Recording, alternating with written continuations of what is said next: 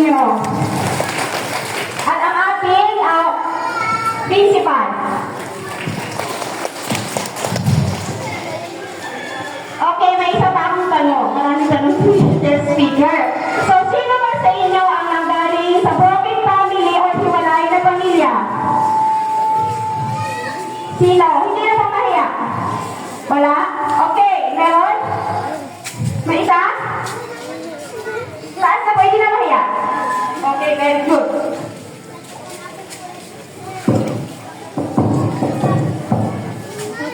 So ako po, proud to say na nanggaling ako sa hiwalay na pamilya.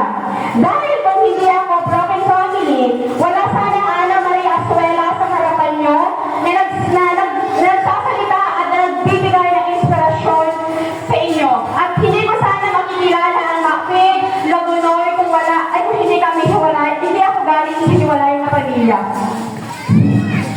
Okay, graduates, kung gusto kong ibahagi at tandaan ninyo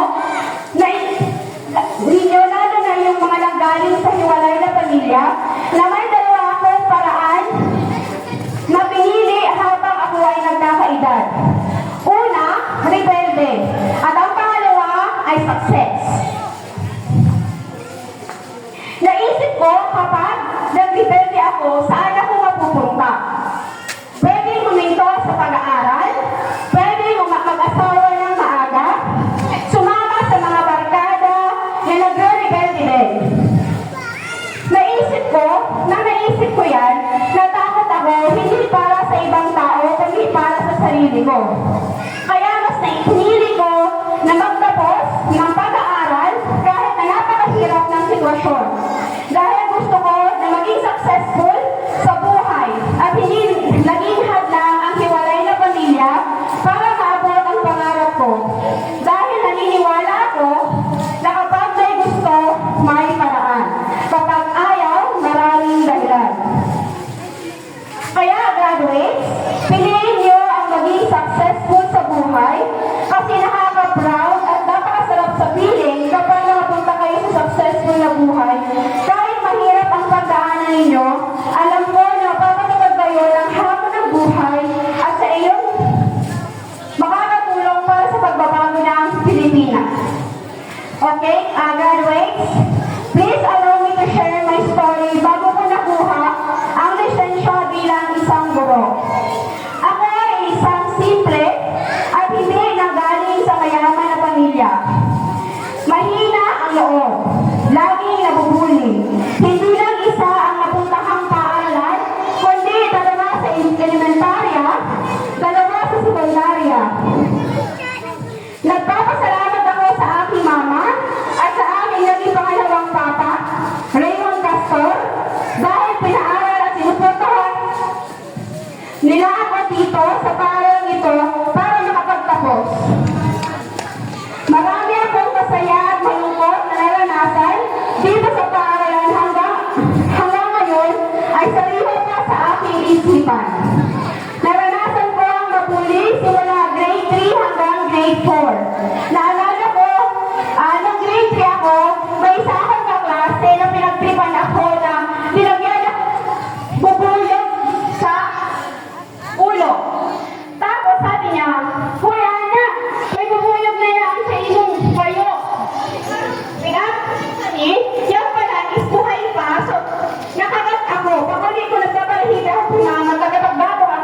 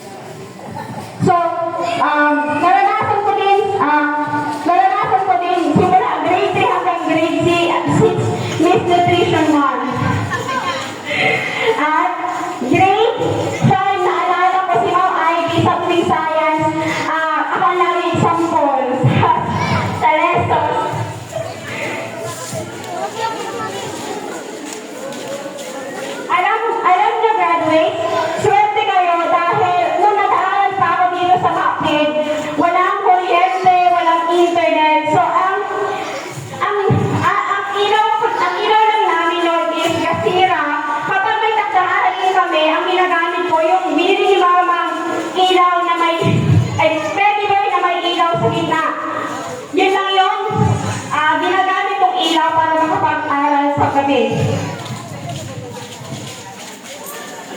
Pero kahit wala ng kuryente, masaya kaming nag-aaral dito at maraming aral ang pinabaon ng mga guro na alam ko kayo din na nagsisipag tapos ngayon, maraming dadalhin magagandang araw, kaya huwag natin kalimutan ang ating mga guro kahit wala na kayo dito sa Macphail Elementary School. Nang napagtapos ako ng elementarya, hindi naging madali ang aking buhay dahil bumalik na ako sa aking lola. First year high school ako, naranasan ko pumasok nang walang baon at hindi pa nakapag-almusal at hanggang pang-uwi ko ng tanghali ay wala pang tanghalian. Naranasan ko din na, di ba ang kape, hindi mabubuong kape, mainit na kape kapag walang mainit na asukal. Pumupunta pa ako sa isang auntie ko para humingi ng kape. Para mabuo ang kape, kasi may mapait ang kape, ayaw na asukal. Pumupunta pa ako sa katabi, ay sa kapitbahay ng tita ko din, humihingi pa ako ng asukal. So, hindi mabubuo yan ng kape kapag walang mainit. So, humihingi pa ako sa kapitbahay namin ulit ng mainit na tubig.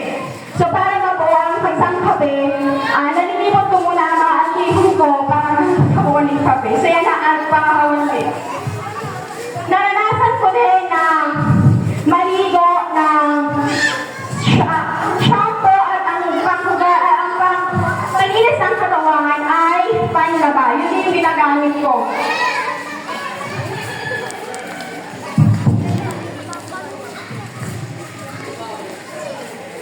Noong nag-second year high school ako, pinag-aral na ako sa Itayo ng aking tita at tito. Kinuha at inalagaan nila ako parang tunay na anak. Naging karangyahang naging buhay ko bilang balik ko sa kanila.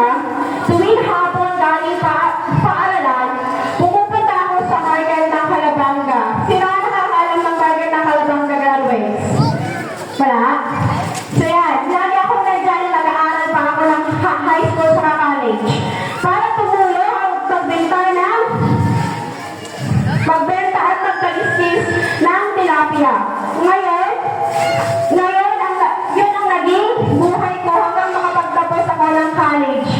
Tuwing hapon at kapag wala akong pasok, nagkakaliskis ako ng tilapia para lang makatulong sa tita at tito ko. Subalit, nung second year college ako, namatay ang aking tito. Naramdaman ko na parang hindi na ako makapagpapatuloy ng pag-aaral dahil hindi na ako kaya na paaralin ng aking tita dahil meron pa siyang pinagpaaral ng 2 nursing students. So, ang nursing ngayon is napakahirap kasi magastos. So, ako bilang isang matatag na naging kabataan, gumawa ako ng paraan, naghanap ako ng scholar para makapagtapos. Kinerte naman ako dahil nakakuha ako ng 3 scholarship at yun yung nakatulong sa akin para makapagtapos ako ng pag-aaral.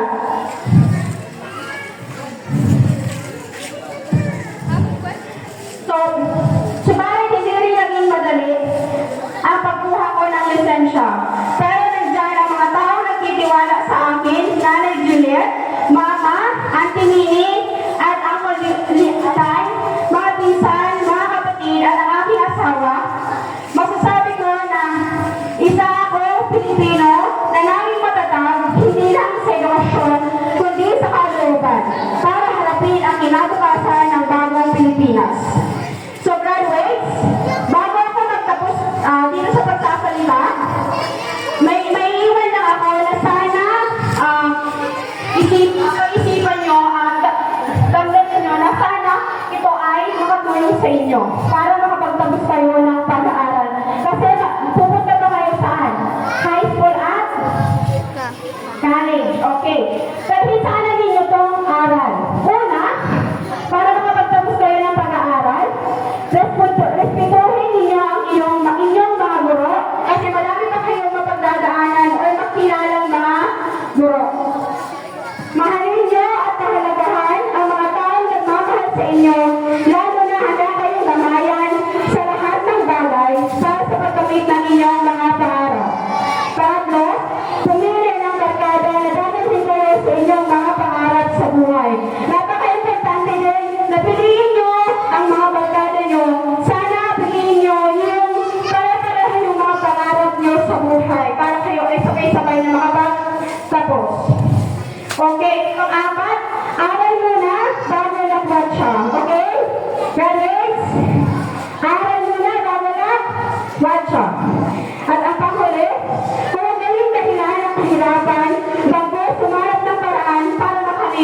ninanais.